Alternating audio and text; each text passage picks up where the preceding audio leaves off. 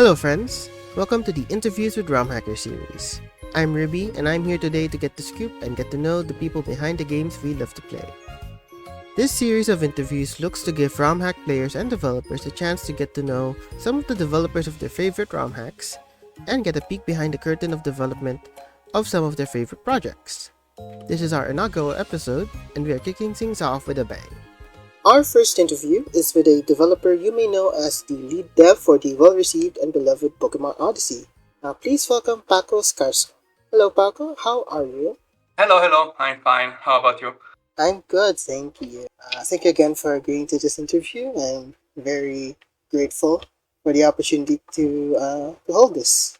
I mean, I should be the one to thank you for actually inviting me to this, I'd say, Q&A podcast. I don't know. With that being said, let's move on to the interview without any further ado. So, first off, I'd want to start this interview by letting the audience get to know you a little bit. So, let's start with some questions that might be... Personally, I find them a lot more interesting because there's a lot of variance that comes with getting to know the people that are part of the hobby, you know? Mm-hmm. So, I guess the first... What's your... In the deck, I have it as what's your favorite Pokemon game and non-Pokemon game, but I feel like that does kind of answer itself. But what is your favorite Pokemon game, and other than Odyssey, I suppose, what are some other games you enjoy? So I'd say my favorite Pokemon game is Pokemon Black and White, mainly because of affection. I really like the world building of the game. I'd say HeartGold and SoulSilver are close second. Okay, mainly because of the atmosphere. I really like Johto, its cities, and the soundtrack. But I really dislike the balancement of the region a lot. That is a common complaint, yeah. Yeah. As for non-Pokemon game, I'd say my favorite one is not an Odyssey game, incredibly. It's actually Fire Emblem Radiant Dawn for Nintendo Wii. Yeah. So I see we have a peek into what comes after Pokemon Odyssey then. I'm kidding. Besides video games, what would you say is fiction or art that inspires you? What kind of media do you find yourself consuming a lot and drawing inspiration from? Well, I'd say I'm not a TV series guy. I'm more of an anime guy, and I'd say, at least for Pokemon Odyssey, I think that rewatching Gurren Lagann with my friends, before developing Odyssey has influenced me a lot. Most of the teams in Gurren Lagann are actually present in Odyssey 2.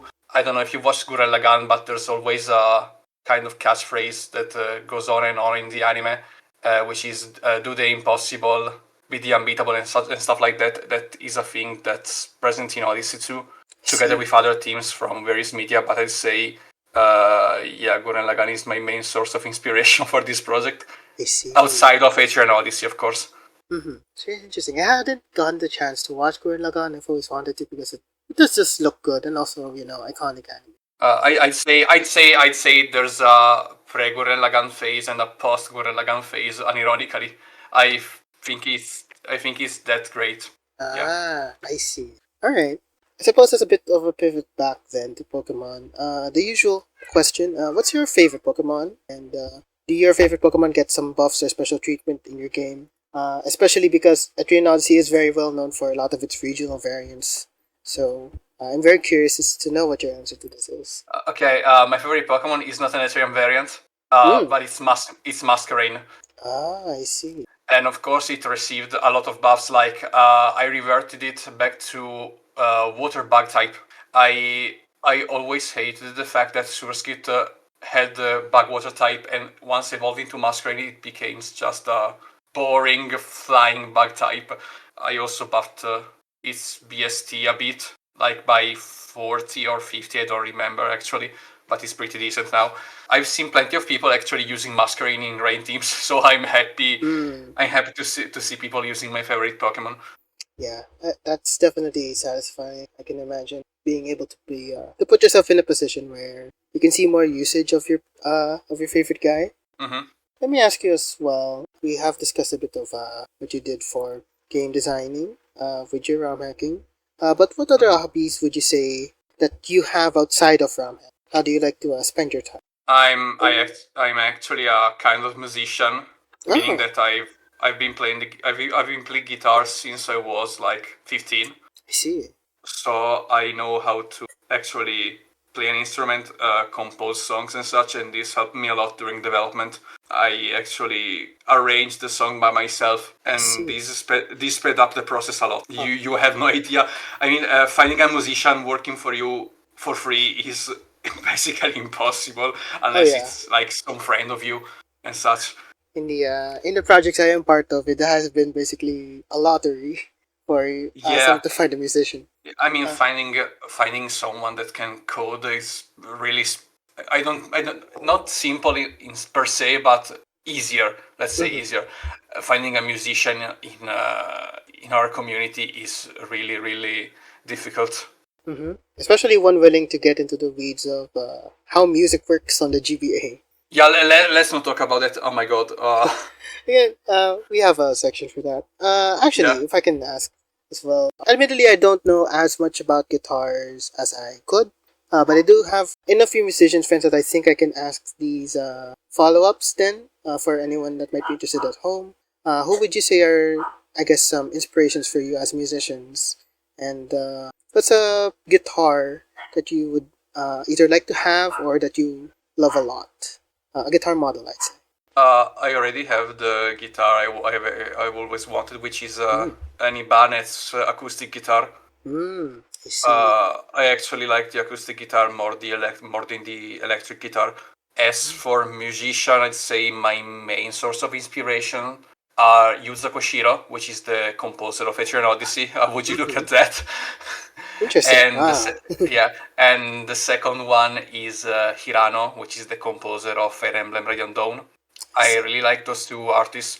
They're basically different in everything, the instruments used, the tones and such, but I really like what they were able to deliver in their games. And I suppose as a closer for our personal section, as it were, what would you say is a fun fact about you that may surprise some of the audience that are listening? Hmm. Okay, here's the fun fact. The main reason why I started developing Pokemon Odyssey. Okay, there are actually three reasons. Two of them are pretty straightforward. The first one is that, like everyone else, I wanted to tell a story of my own in the Pokemon world. The second one is that I love Etrian Odyssey and I wanted to be known by a wider audience. Okay, and that makes sense. And the third one is that I actually dislike Pokemon. Interesting. uh, yeah, but let me explain this one. I really loved Pokemon until I'd say Gen 6 dropped. After that, I noticed like a downfall of the brand, and when Sword and Shield released, I played them, and those were the last games I played. I actually disliked them so much that the hate towards them drove me to actually make my own Pokemon game. Which is not the first one. I see. Yeah, All Odyssey is right. not the first one. I've been active in the Italian community for I'd say a lot of time. So Odyssey is the first one in English. Yeah. I see. Oh, that's a great segue. I will say as well. Because I want to ask you about your career. I say, let's say, as a ROM hacker. Because obviously you have been around for a while, to put it simply. So, I've been in the ROM hacking community since mhm. 2011, which is I a lot see. of time. 15 years. Yeah. Yeah, 15 years. That's my younger brother's 15 years. Oh my 15 years god. old. So there's that. So 2011. Can you tell us about what were the tools like when you were getting started? Oh my god. We had like advanced map Mm-hmm. for maps, of course. Extreme Script Editor was already a thing, but when you had to actually add new sprites to the game, you had to use a tool called UNLZ or Mm-hmm. something like that. And it was the worst tool ever made, but it also was the only one available at the Mm-hmm. time. And so in 2011, I'd say the even a new sprite was an achievement. I see. Just inserting a new sprite into the game. Yeah, I'd say that if your ROM hack had like Chimchar, Piplap, and Turtwig, it was already a top tier hack in that time. I see. I recall, especially in binary days, you would essentially be advised to use specific patches or versions of ROMs, right? Yeah, let's say the best base ROM if you're working in binary is FireRed, mainly because mainly because of the complete FireRed upgrade Skelly and I think it was Criminon made. But if you're going for decomp, you should go for Emerald 100%. You mentioned that Odyssey isn't your first game. So, what games have you been part of? Either as a lead or maybe just as a team member, and what capacity did you contribute to their development? Okay, I'd say I've always been a solo dev, because finding a team that actually helps you was and is kind of hard. My first ever project was a game called the Pokémon Scarso Edition, which was a kind of sarcastic ROM hack, similar to Celia's stupid ROM hack, I'd say. It actually got kind of famous in Italy, but I'm not really proud of that project because it was like it was an early game project. I don't like how I executed some of the things I've done in the game. So yeah, I mean, I made that game, but I'm not very proud of it as of now. And then this was my first complete game. And then I had like 2 or 3 tries, I'd say, to make a new Pokemon game. One was Pokemon Penumbra. We only have like the first beta of it. Then we have Scarce Edition sequel. Yeah, I actually made a sequel for it. But I stopped like after the first beta because of personal problems. And then we had like the game that came before Odyssey, which is Pokemon Climax. And that game tells the story of one of the side characters of Odyssey. If I remember correctly, yeah, I stopped at the third beta right before the end game because the person that was writing the dialogue and the story for me left the project, and I was like, I didn't know how to finish the story myself, so I had to abandon it. Odyssey is actually the first project. I started as a solo dev with an Italian version, and then I switched to the international site to find more people capable of helping me. And in fact, I found Medico, which is the author of like more than half of the original variants we have in the game, as well as the character designer for one of the, I'd say, most loved character in Odyssey, which is Gudrun. And after that, we got 2 other people joining the project, Lodestar, who's helping me with Etrian variants and such, and the same goes for Hornatrix. So basically, we have 3 spriters, and then there's me. I'm basically doing everything: maps, scripts, music, and such. Sometimes that's how the teams are. It's like the specialized people and then the one guy doing everything else. Yeah, unironically, sprites takes so much time to make. That's why I need more people. Mm-hmm. I couldn't handle it myself. Sounds like you've got a credible team, especially and I always love seeing the reveals of the new Etrian variants whenever they drop on the subreddit. Mm-hmm. That's nice to hear. Yeah. Also, sorry for my macaroni English. Actually, it's fine. I mean, we're we're a diverse community, and it would be what's the word? It would be remiss to not acknowledge, especially a lot of the Latin community and the international community of ROM hacks outside of like the English speaking sphere. Yeah. Like, hell, I'm not American. I live in Asia. So yeah. So you mentioned a lot of projects before Odyssey. How would you say? How long did it take you to make all of those? And Odyssey itself, would you say? Okay, I'd say the first one, Scarce Edition, took me roughly 2 years. It was a simple project, a short project. Yeah, like I think 10 to 15 hours of playtime is not much if you think about it. For Penumbra and Scarce Edition sequel, it took me 1 year each, mainly because I stopped after the first beta. Climax actually took me 3 years, now that I think about it. Yeah. It wasn't my fault though, but I won't go into details about this. While Odyssey took me 4 years, yeah, 4 years. But it would have taken me longer than that if it wasn't for the pandemic. Mm. I'd say the pandemic in some way helped me gather all the material I needed for the project. Other people staying inside with a lot of free time as Yeah, well. yeah. Let's say I had more free time than usual. Yeah, Speaking for of the free wrong time, reason. yeah, unfortunately, silver linings. Yeah. Speaking of free time, then, I guess more present since we are in a more of a post-pandemic world. Then, how do you find the time to work on ROM hacks? It's not a problem of time rather than consistency, I'd say. You, at least for me, I think you have to be consistent in what you're doing. I always try to do something every day, even if it's like, I don't know, an overworld sprite that takes me 10 minutes to make.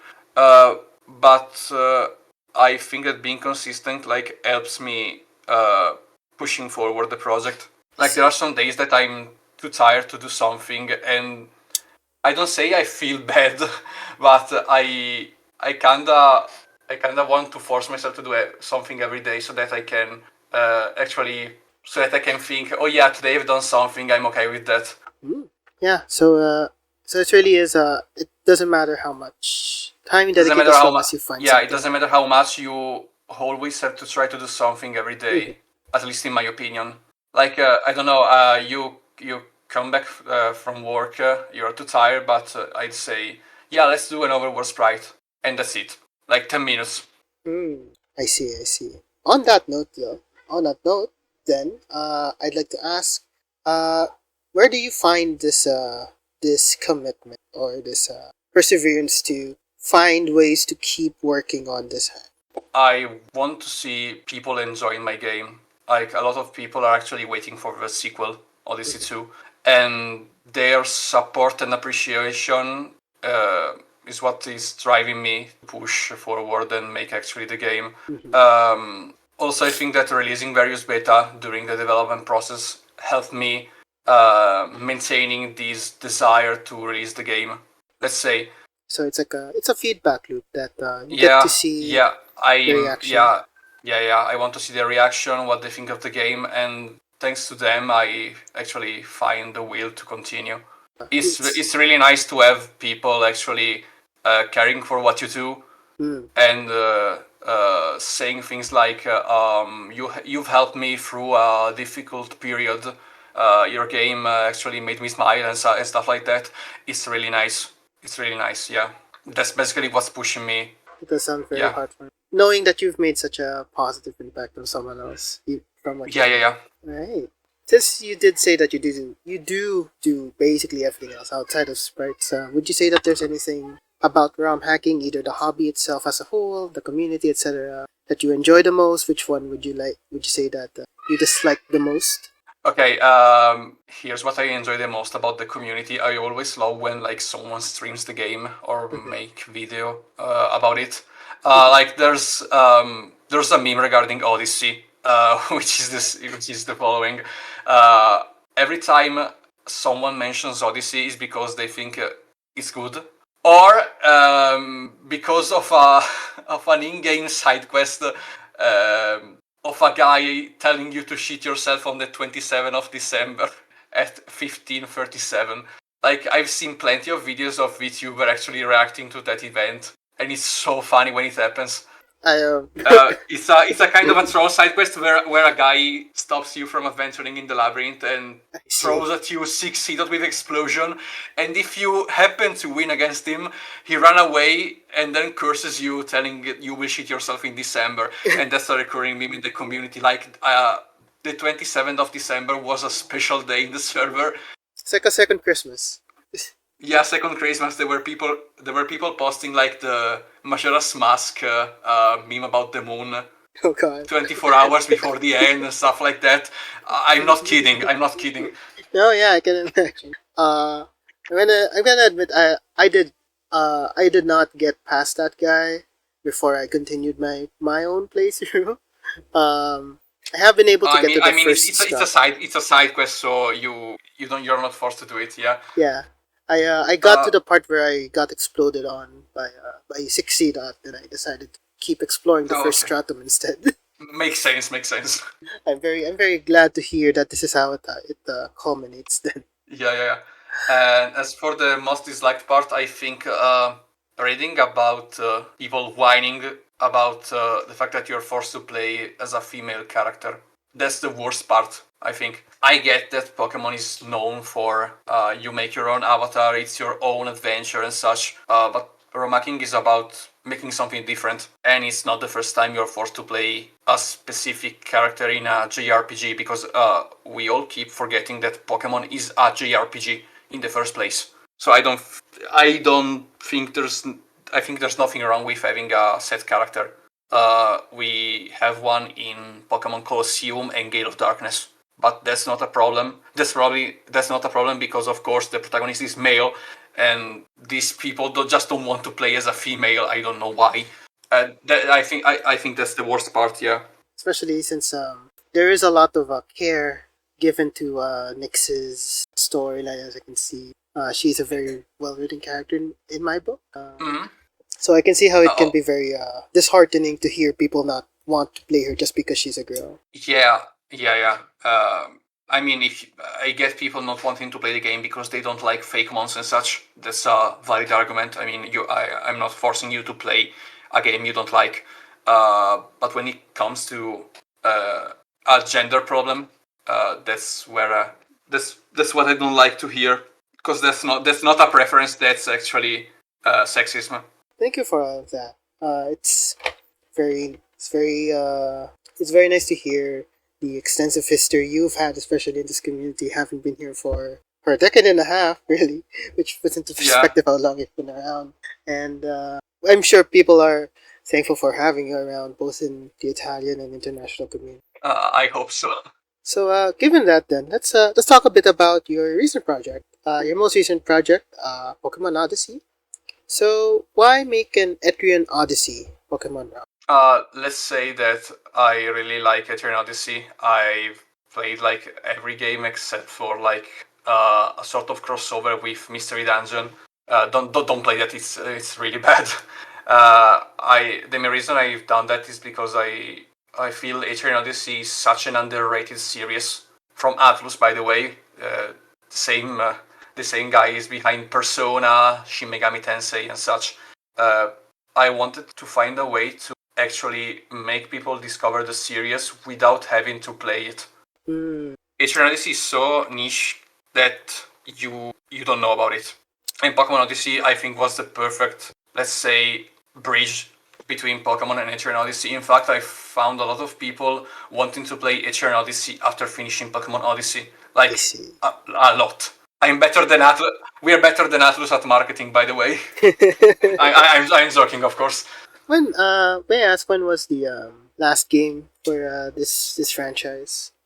We actually had the HD collection of Etrian 1, 2, and 3 on Steam and Switch last year. I see. They're probably working on the next installment on Switch 2 and PC. Or at least I hope so. But actually, the last game we had, the last original game we had, was Etrian Nexus in 2016, I think. Let me check real quick. Quite 10 years since the last entry. Then it's quite a while. Oh no, okay, 2018. Yeah, what? Okay. Okay, 9. Yeah, still quite a 8 bit. years. Yeah. Wow. I will say I am one of those people too that got interested in Etrian Odyssey after learning of it through Pokemon Odyssey. Mm-hmm. It's definitely something that I think being able to share what you love through something like this is always a good thing. Mm-hmm. Indeed. You did mention earlier that part of the inspiration for wanting to make this game is let's say spite from the declining game design from Game Freak. But how did you get started on the development of Odyssey itself? What did the early days of development look like for you? I was basically before even developing, I had to like brainstorm to actually try to understand what I wanted to deliver. Before the development phase comes what I call the gathering idea phase. I try to write a summary of the plot, the theme I want to talk about, and the main characters, what drives the main characters, the personality of the main characters and such. And only after that phase, I start working on the ROM. Because then I want to first have a clear vision of what I want to achieve. I see. So when you have something more concrete that you can shape into the ROM Exactly. itself. See, I get it. Given that though, at what point of development would you say that you committed to this? Once you were on the, let's say, experimentation phase where you have gathered your ideas and you're putting them into the ROM and changing it, at what point did you say, okay, this is something I want to see to the end? I'd say I wasn't certain until beta 2.0 dropped, which comes with a huge plot twist. Of course, I'm not gonna spoil it, but I feel like I know what the plot twist is, but yes. okay. Just saying. At the end of beta 2.0, there's a huge plot twist, and the people's reaction towards this plot twist is what drove me to say, yeah, I want to finish this game. Mm-hmm. They were so invested in the story that I say I would have felt bad to not completing the game, let's say. So you did feel that there was some expectation then on you, but like good expectation or like good stress. Good expectation. Yeah, I wanted to deliver the best game possible. Of course, I don't know if I did that. That's for the players to decide. Not me. I'm just a developer. Well, it seems like they do agree. One of the most well-received hacks I've ever seen released in recent memory. Don't get me wrong, the game is not perfect. Some dialogue should be actually improved. Maybe adding some events here and there, but it is what it is. The game is out now. I'm not gonna go back to the previous project when I'm working on a new one. Good mindset. So, can I ask then a bit? You said around beta, the second beta, right? Yeah. How long did it take you to get to that point from your gathering ideas phase to Oh god. beta 2? Oh god. I'd say 2.5 years. Actually, the second beta wasn't that hard to deliver. The first one though, where you have to map everything, insert all the sprites you need and such, that took me 1.5 years. I see. Alone, yeah. Yeah, and like same goes for PO2. We're actually spriting every variant we need, every sprite we need, and that's taking us more than expected. I'm excited to see them as they come along. I'm sure everyone is. So, of course, part of the game is the game design, and Odyssey does have very specific choices that you've made with regards to its game design. So, before we get into those, though, what would you say were some of the games that taught you the most about game design? The mechanics of how to build an experience for other people. I'd say I take great inspiration from a pretty old game, but that I love, which is Chrono Trigger. Okay, I think that's a classic. But I also took inspiration from one of the most recent ones, that is Sea of Stars. I see. It's a pretty good game. It's basically the son of Chrono Trigger and Mario and Luigi RPG. I see. In my opinion. What are some of the game design choices would you say you picked up from those games? Probably how the story develops. Because let's say that most of the game design choices present in Odyssey are taken straight from H.R. Odyssey. Like, I didn't like the fact that when you are exploring like a cave or something like that, you have to run back all the way to the beginning and to heal and then going back. I wanted to reward the player for exploring it. That's when I said, why don't we just make shortcuts and such with planks, rocks, and stuff? This helps backtracking a lot and feels rewarding. I've seen plenty of players like felt rewarded for unlocking a shortcut that cuts the entire dungeon. I did think that was a great design choice for Odyssey. That takes longer than expecting. That is kind of useless. I don't think that's rewarding. That's why shortcuts had to be made, both for the players and for me, because testing for the game without shortcuts is basically hell. I can imagine. So given that, then let's go a bit into more of the specifics of the hack, as it were. Mm-hmm. So, Sure. what tools did you did you use to develop this project, and why these tools? I've mainly used since we are talking about binary, of course, I mainly used Hexmaniac Advance.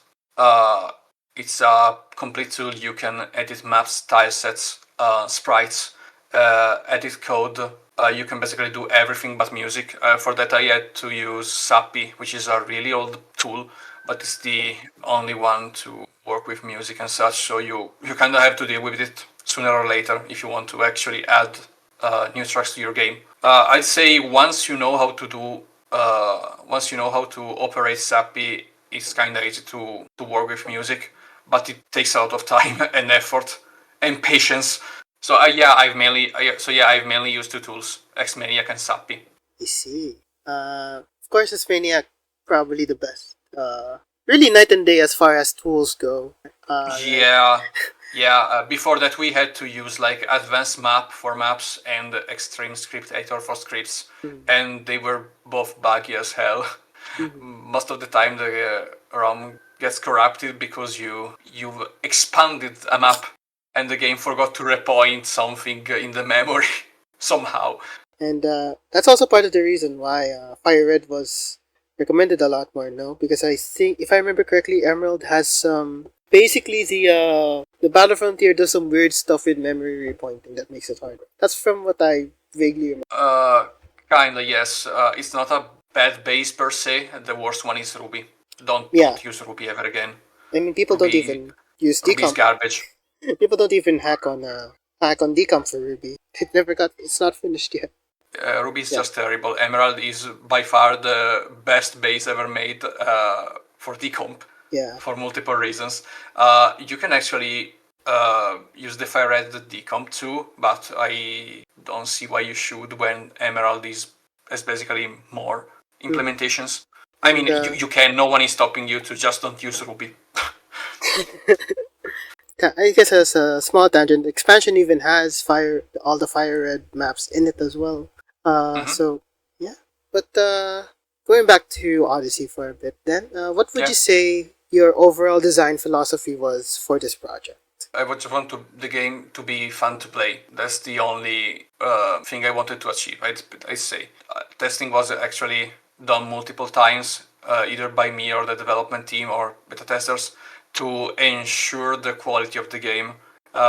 We had to balance bosses accordingly to different teams and such, so that players felt rewarded for beating those, and we also had to ensure those didn't feel frustrating. One of the most difficult bosses in the game I'd say, is the third Stratum boss. I'm not gonna spoil why, but it's kind of hard to deal with. But we made sure the player had a lot of answer to that boss strategy.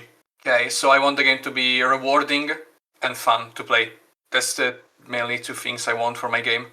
Even if you don't like the story, because that's subjective, I think, I want the game to be fun to go through. So it's still as long as you come out of Odyssey with a good experience, that's all that matters. Making sure that the players will always have a good experience no matter what.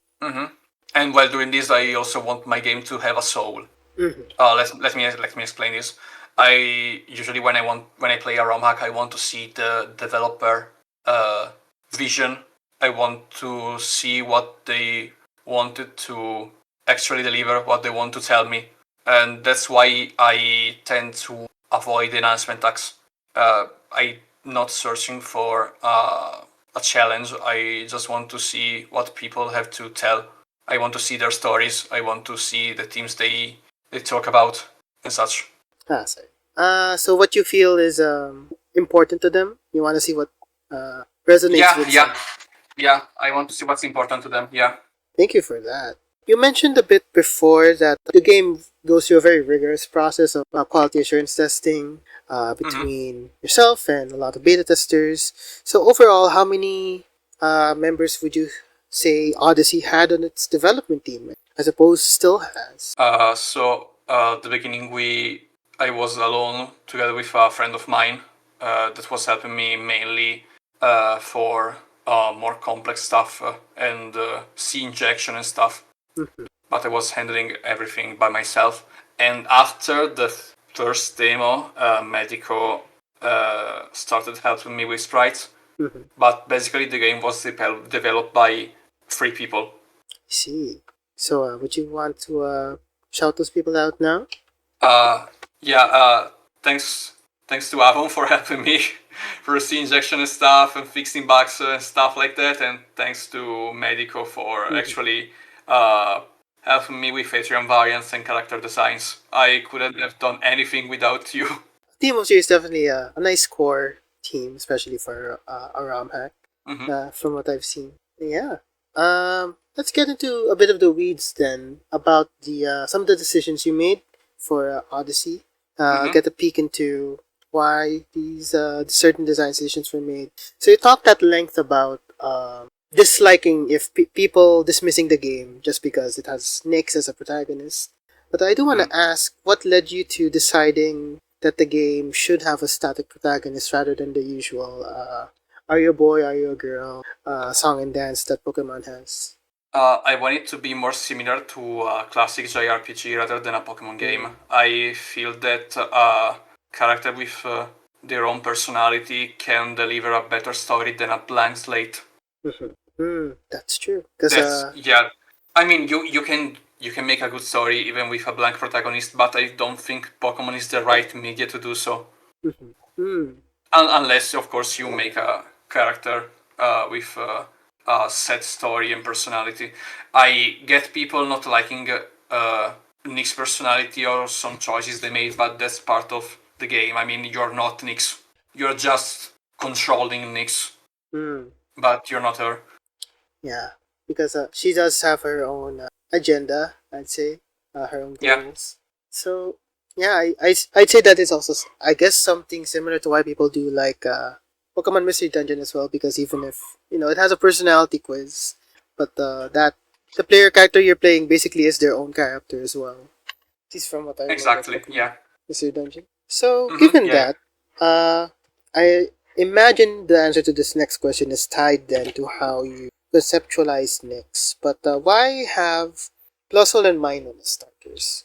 Okay, we had to find a pair of Pokemon that goes well together and that can introduce the player to the double-oriented format we were going to with Odyssey 1. And the only pair of Pokemon, and as with pair I mean like Plusle, Minus, Viper, and Zangoose. Okay, stuff like that. And Plusle and Minun were the only ones not too OP, not too weak for the to use as starters.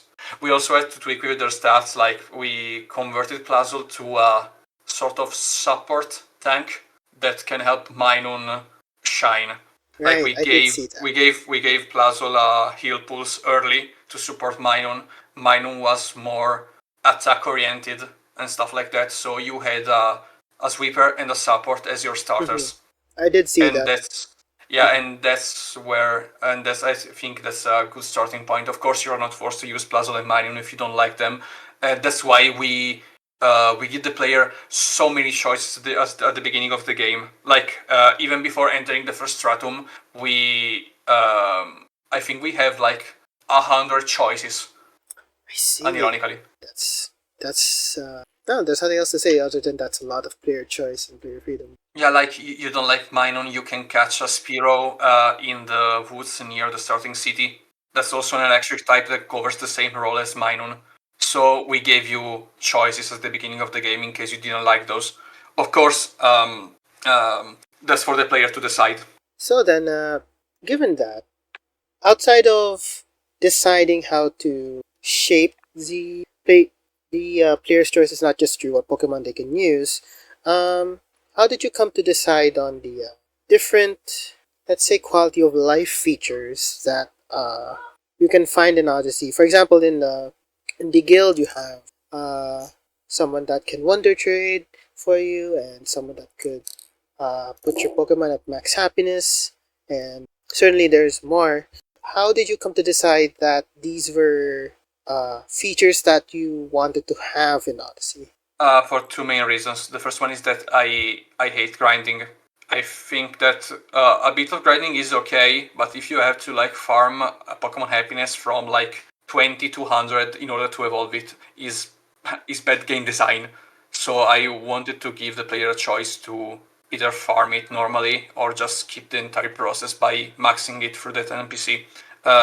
Another thing I've done, I don't know if you've discovered it, is the level candy. Okay, basically, we don't have all the time in the world anymore to play our games. And if you want to, yeah, and if you, because you either have to study or work, or you want to dedicate your time to something else. So I want to respect player time and giving them the chance to skip part of the grinding through the level candy. Of course, you can't use it at the beginning of the stratum, or else it would be, or else the game would be useless if you could max your Pokemon. Okay, but if you want to swap your team, try different mons against the captain because your current team comp doesn't work, you can just use that. Put your Pokemon to the current level cap and try fighting against the captain immediately without having to resort to hours and hours and hours of grinding. Of course, players have different choices. If you don't want to use the level candy because you have time to do what you want to do, you can use the battle house to grind Interrega, which is basically a house where trainers scales their level accordingly to yours, so that you can actually farm experience that way. If you don't want to use the level candy, of course. But the quality of lives present in Odyssey are there because I want to respect players' time. Mm-hmm. Yeah, that's right. Which quality of life is always nice to have. It's like sprinkles on your dessert. Mm-hmm. It's always nice to have. Given that, then let's pull out a bit from our view. Let's talk about something more macro. So in the research that I was able to do, because you are right, this is Etrian Odyssey is a bit niche of a game, so I struggled a bit looking stuff for it because the first things that would pop up were about your game. But okay. in Etrian Odyssey 1, I did find that the labyrinth had 6 stratum. So I wanted to ask, why does Etrian Odyssey then have 8 stratum by contrast? I kind of want to mimic the number used in other Pokemon because you have 8 gym leaders, so I wanted to have 8 stratum. Of course, you don't have 8 captains because you have 7 captains, not 8. But that's the only reason I think I can think of.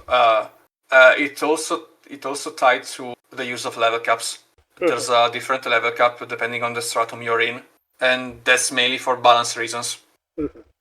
Yeah, I can't imagine how you would divide a level cap by 6. Now that I think about it, that does feel good. But, yeah, kinda. Yeah. Thank you for that. And I suppose this is going to a bit more of a spoilery territory. So for anyone listening, we are going to discuss some spoilers now. But how did you come up with the design for the post game? Okay, so one thing that intrigued me the most is the different finale. A game can have, like Chrono Trigger can have a good ending and a bad ending depending on the things you've done, and that's the thing I like. So I wanted the post game to kind of mimic that by giving the player the choice to unlock 3 different finales. Of course, you can see all of them in a single save file. I'm not that evil to make you restart the game to unlock the others. And I like the idea of what if you actually lose against the big bad guy. Like that's not a thing I've seen in Pokemon. Like, let's say in Pokemon Diamond and Pearl or Platinum, you lost against Cyrus, and Cyrus actually gets to accomplish his plan. I kind of wanted to see where that timeline could have gone. Yeah, and that's what I wanted to see with Odyssey. If you lose against the true final boss in Odyssey, a different cutscene plays out where you actually lose and stuff happens. And so basically the post game is not a post game per se with a battle frontier and stuff, but it's a continuation of the main story. It does always kind of strike me a little funny when you're playing a Pokemon game and then you're at the big boss, and then let's say you wipe, and then you go back there and then they're just standing there, just waiting for you to rebattle them. So I do like the design choice of having different endings depending on your fate. I think that's a very interesting design choice. Yeah, of course. I'm not the first one to introduce those. Like 90% of JRPGs do this. I'm just borrowing it from them. Well, we always in great art always has borrowed from great art, as people say. Standing on the shoulders of giants. Speaking of giants, I didn't know a better way to segue to this next part where I wanted to ask a bit about the development timeline or the process of developing such a big game. So, what would you say was the biggest challenge you faced during development itself? Dialogue. Absolutely dialogue. Writing consistent dialogue is really hard. Coding is simple enough. Like if you want to make an event, it's just same 20 commands repeated over and over. The one for messages, the one for moving the NPC on map and stuff. When it comes to dialogues, that's the hard part, I think. You have to deliver something that makes sense, that goes accordingly to the plot, that makes sense in the character's perspective, and if like a character is talking in a specific way, you have to you have it to be constant throughout all the game. Like there's a character that speaks in English with some words in Italian, and you have to actually be constant while doing so, or else it would feel like a different character. So, would you say you have? I know I like doing these as a writer myself. I do like having. I'll call them cards with a short summary of like what the character's deal is, maybe some of the. Oh, we do have those. We do have Yeah, those. okay. Like summary with character personality, their teams, what they aim to, what they aim for in the game, and stuff. Yeah, we do have those. I see. So, other than dialogue, of course, making sure you're delivering a sound, consistent story. Odyssey also famously is released in Italian as well. Yeah. So, would you say that presented its own challenge of being multilingual in your writing for the game? The problem with the Italian translation is that I have to adapt some dialogues to my native language, and some lines doesn't have the same effect in Italian. I had to give characters like a different accent and such. I see. And I think that was a challenge. Yeah. Yeah.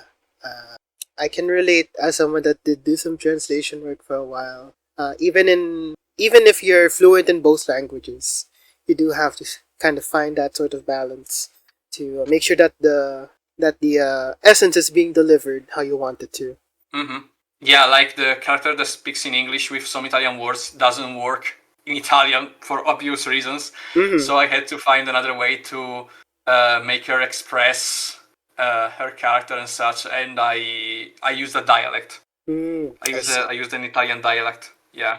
Other than dialogue, I'd say, what do you think was the second biggest hurdle before we continue with our next segment?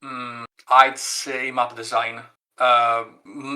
Actually, mapping is pretty easy, but actually delivering a good map is kind of hard. You have to explore the map over and over to see if it works well, and that's really time consuming. Especially because, of course, when you're mapping, you have a different view from yeah, you have a complete view of the map, but actually you have to think of the player view, which is very limited. Mm-hmm. So usually it's actually pretty common. The map as a whole feels nice to see, but where you're in game is actually horrible. Mm-hmm. Yeah, sometimes it's too big or the details are too cluttered. Yeah, too dispersive and such, and you can't see it unless you actually explore it in game. Mm-hmm. Most of the times, of course, this is not the standard, but I found myself actually changing maps once I've tried that in game. So both of these things are definitely a lot more iterative from what I can hear. Things that you always kind of like rework to make sure that they're just right. Yeah. Okay. I can kind of a perfectionist. Given that, you of course have been able to overcome a lot of those challenges still with the release of Odyssey 1. So I'd like to ask then, what was it like when you released Odyssey, knowing people were waiting for it? I was, I say, first of all, I was really tired in that period. We had to work a lot to ensure a certain quality in the game, but I think that I was really happy and I felt like I've achieved something really important, which is delivering a full game. And I think the best part was people actually discussing about it in the spoiler zone we have and such, saying, "Oh, did you see what happened here? Oh yeah, it was great." Yada yada yada. That was the best part of the release, I think. Did you find that what challenges did you have during the release period? How would you say you had to deal with? The amount of people joining the server. During the first month of the release, we got 10,000 new people in the server. Oh wow, that's a lot. And we are like 8 people moderating the server. It was literally hell. I can imagine. People joining and asking what the shiny rate was, ignoring the fact that it's the first reply in the frequently asked questions section and stuff like Classic. that. People, oh yeah, we also have to deal with the fake site. Fuck. Right. Would you want to get into that a bit? For people that at home that might not have known. Okay, so basically, whenever a big ROM hack gets released, a fake site appears. This goes for Unbound, this goes for Radical Red, Too Many Types and such, Mario Mon2. And basically, it's a fake site made by an unknown person. Some grifter. We've pre-patched the ROM and such. So if you actually search, I'd say, Pokémon Odyssey on Google, the first result was the fake site instead of the Poké Community topic. So people were downloading the game from that. But the patch, they applied the patch in a wrong way and the game was bugged. So people were like bug reporting stuff that wasn't even in the game because some guy decided to open a site called PokemonOdyssey.com. Yeah, that was the worst part. And we had to make an announcement saying to avoid the site and stuff, and it was really hell. We actually the site isn't there anymore, thankfully. Yeah, there were actually 2 fake Odyssey sites. One called PokemonOdyssey.com and the other is Pokemon_Odyssey.com or something like that. And I succeeded in reaching the server host and made them shut down those sites, which are probably sites made by AI because they are all the same. Yeah, vibe coded in their design. Yeah, that's incredible. That's great though. I didn't know you could have an underscore in in a URL. I don't know if it was an underscore or another character, but okay. Yeah, something like that. So, as a slight aside, then, where can people officially find Odyssey these days? You can either find it on Poké Community, on our Discord server, or on Acdex. I suggest using Acdex because it's I think it's the best ROM hack portal out there. You can find every ROM hack you want. Search through categories, like you want to search for a new region game, you can like select the new region filter and all the ROM hacks with new region will appear. So it's pretty easy to do. I probably use Hackdex to deliver PO2 when the time comes. You did say that community feedback during betas especially was something very invigorating for you. How would you say you felt with the reception of the full release compared to when it was something that was a beta that was iterated upon, when you were able to deliver the full experience? We were really happy about that, and we except for the amount of people joining the server that had to be moderated, of course, but we were really happy about that, and we basically watched all the videos people made about it, and for once we felt our work meant something in the ROM hacking community, because actually delivering a full ROM hack is not simple. We all know about that. But when you succeed in doing so, it's such a great thing. There's a sort of self-fulfillment in doing that. Like, hey, look how good I was and stuff like that. It's very rewarding. I've done a great job. Yeah. So, given this overwhelmingly positive reception, was this a factor in your decision to have Pokemon Odyssey 2? Was Pokemon Odyssey 2 always in the cards for you? What would you say? I wasn't expecting to deliver Odyssey 2 until the third beta released. I grew too attached to my characters that I didn't want to let them go. It's always nice to think about them, like what would happen after the event of the game. And I actually wanted to deliver a second, let's call it second chapter of the game with Odyssey 2. Mainly because, I didn't want to let them go. Yeah, I can relate. It's especially since you've worked on Odyssey for nearly, I'd say, 5 years. Based on I can understand getting attached to your babies. Mm-hmm. That's really heartwarming to hear, and I'm sure people are gonna be glad to see their favorite characters back again for adventure. Oh yeah, that's for sure. Yeah.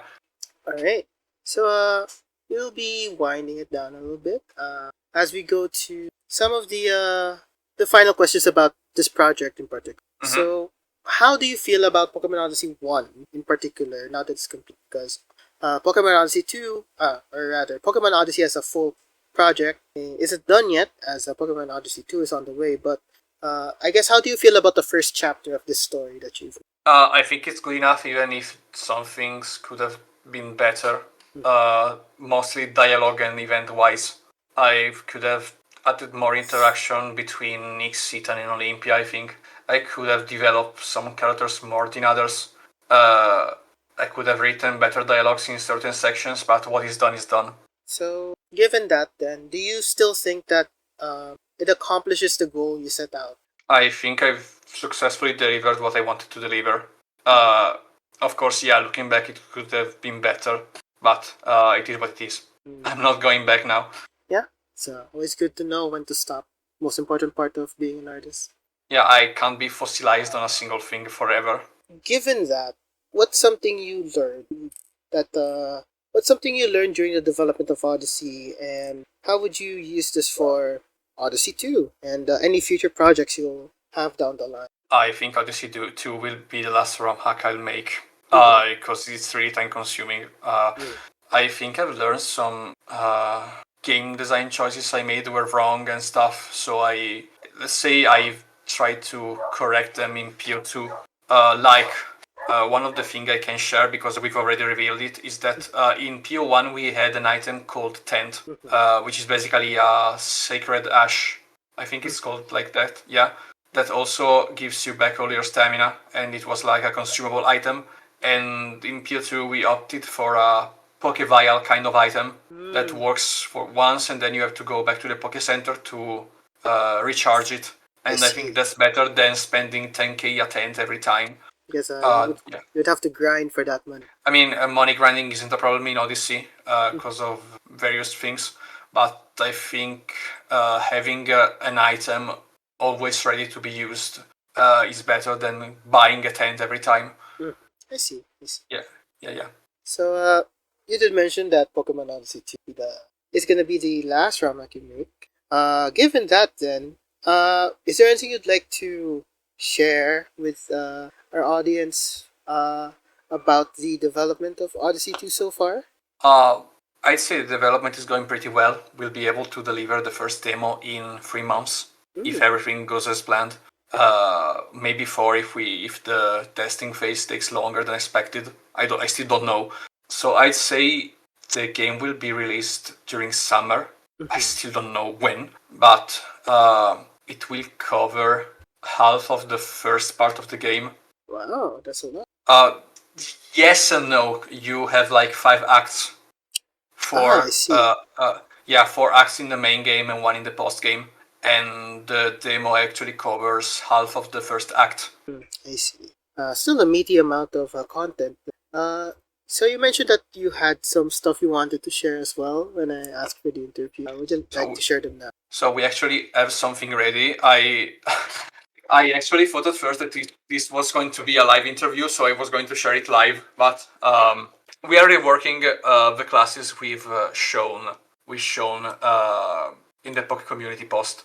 basically because some of them were underpowered and stuff. Yeah, basically instead of having free items, some of the classes will have an early copy of a Grimoire Stone, which is a TM. Okay, Grimoire Stones are TM, and so that you can actually have, like, the survivalist will have the full swipe Grimoire Stone. So if you want to catch your mons easily, you can select survivalist and you'll have full swipe immediately. Okay. And another thing we've reworked is the sovereign class perk. Basically now instead of, what was it? You gain twice the money you gain from chests. Like if I just give you 5,000, you now gain 10,000, and you get discount from shops, like a 25 discount from shops. Yeah. So actually, with the sovereign class, you gain more money and you spend less in normal shops and stuff like that. I actually like the subclass concept because you can shape your gameplay how you want, and the replayability is actually incredible. Because stuff like Pugilist can break boulders and move rocks. I mean, break rocks and move boulders. Sorry, without needing an item for it. So you can obtain stronger items before other classes. And I want to see how player handles this system. It does sound like a very robust system already. So I'm also looking forward to see how players interact with it. Right, those are really interesting new design choices for Odyssey that I'm sure people are gonna be excited to get to play as. So, given that, that concludes our second part of the interview. We now go to just a short segment of viewer submitted questions. So I asked on the Pokemon ROM hacking subreddits, so the ROM hack, r/Pokemon ROM hacks, and r/Pokemon ROM hack dev. Yeah. For some questions, and I do have just a few questions here. We have 4. So our first question comes from user Joey Zed. This is a short and sweet question, where he asks, "What are your top 5 Yuzo Koshiro tracks?" Oh, that's pretty simple. Okay, let me just open Spotify real quick. The best track. Let's leave that for later. Yeah. Okay, let me open like Notepad for that. Because it's really hard. It's really hard for me to decide. So let's see. I already know what's the first one. I don't know the others. Okay. Let's start with the first one. It's the most obvious one. My most favorite track is Rise Thy Sword in Pride, which I've also used in Odyssey 1. It's the Captain Battle Team. It's my most favorite track. It's the most favorite track of PO players too. It's really, really, really good. Then I'd say my second favorite one is, I'd say Jagged Reach, which is basically a map team for the mountain dungeon in Etrian Odyssey 5. It's really, really good atmosphere. And then we have Fatal Bridge. No, wait. The third one will be Crest of a Violent Wave. Yeah. The fourth one is Fatal Bridge, and the fifth one is Lost Shinjuku. Yeah. I see. I'm gonna play these. Let's say these are playing now over post. I will add them for our viewers to enjoy. Especially if he was such a influential musician for you, then I imagine. I'm excited then myself to also listen to these tracks once I start editing this interview. Okay. Alright. Our next question comes from Iron Jawulis, where he asks, what's an idea or solution to a problem the team faced where a member gave a solution and it made you think, I wouldn't have thought of that, but now I can't code without it? I don't think I've ever been in that situation, to be honest. So, yeah, I don't know how to respond to this, to be honest. Well, it's alright. Is there, would you ever say there was a kind of eureka moment for you? You were struggling with something more technical. Oh, yeah. We had to, we've added like a boat system in Odyssey 1, okay? And the problem was converting the player's overworld into the boat during map transition. And I didn't know how to do that. So I actually had an eureka moment where I made the player spawn on Okay, so basically I made the player spawn on a type with a water bite behavior so that the player sprite gets converted into the bot sprite, and this was the eureka moment without resorting ASM, C injection and such. It's kind of a lazy method, but it works. Sometimes that's all you need. Something that just works. Yeah, it's something terrible that you should never do. But I guess if it works, it works. I guess. True. Our next question comes from Nemo, creator of Emerald Sea Glass and Pokemon Lazarus, of course. Where they ask, how do Paco and the Odyssey team find ways to strike a balance between different things, like challenging but approachable and rewarding fights, maps large enough to feel vast but not too overwhelming, fun dialogue but not too much to bore the player, etc. Let's say that for a challenging approach, we try to challenge a boss with different teams, both good and bad, and see how they perform. And if we want to build a boss around Sandstorm, you have to consider the fact that you have to also give counters to the specific strategy in their nearby routes. The second stratum boss revolves around Sandstorm. If we gave the player Sunny Day TM, Rain Dance TM, you also have access to Drizzle Pelipper by then. The Ice Beam TM is also available if you explore enough, let's say. So it's always a matter of I can actually make you fight a boss with that strategy, but you also have to consider that you have to give the player the opportunity to counter that strategy. That's always important when making a boss fight. So that's the essential for balancement, I guess. As for maps, well, I've already answered that previously, but you just have to play those maps and see if they work or not. It's always a trial and error thing. And the last one was dialogue, yeah.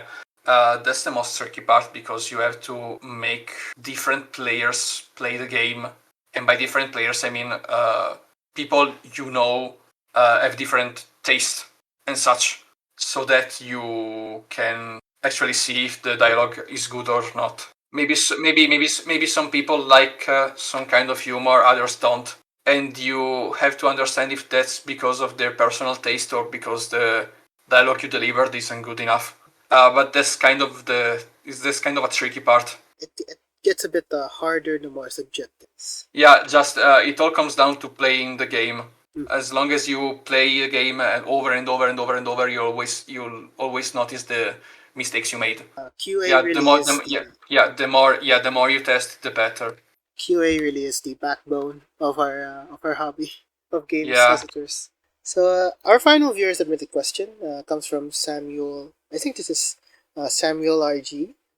You mentioned before that Pokemon Odyssey 2 will be the last that you want to make, but if you were to make another crossover original ROM hack in the future that would cross over with another universe, could be a game but could also be a movie or TV show, which one would you choose that you think could fit Pokemon?